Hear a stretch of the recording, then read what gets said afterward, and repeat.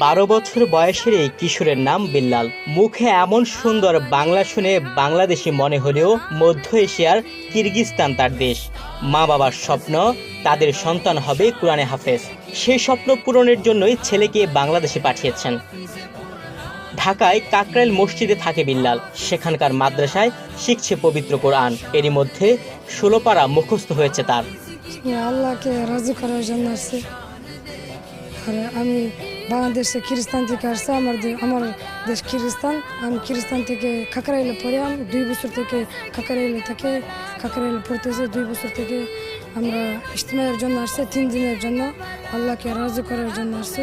আপনারাও ইনশাল্লাহ ইজতেমার জন্য আসবেন। 2 বছর আগে বাংলাদেশে আসার পর একবারের জন্য নিজ দেশে যাননি বিল্লাল। পরিপূর্ণ হাফেজ হয়েই মাতৃভূমি কিরগিজস্তানে ফেরার ইচ্ছা তার। 2 বছর আগে এখানে খ্রিস্টানে 30 জন মতো এরকম পড়াশোনা খ্রিস্টানা পড়ি। জি, আমি 16 পারা 12।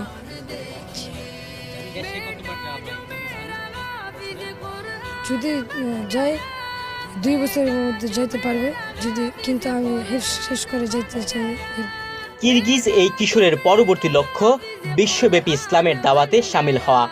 ইনশাআল্লাহ আমি এখানে পরে আলিম হবে, দায় হবে, সব দুনিয়ার মধ্যে দাওয়াত দিবে ইনশাআল্লাহ। কিরগিজস্তানের নাগরিকদের প্রতি বিশ্ব ইজতেমায় যোগ দিতে বাংলাদেশে আসার আহ্বান জানিয়েছেন Billal. Bankada eksillenmeleri, şu kakayel medresede okuyoruz. Bankada kuruz okçular geldi. Şu size de inşallah baldarız joytunuz Kırgızistan'a Bankada gelsin inşallah. İşte Bangladeş ihtiyaç ben.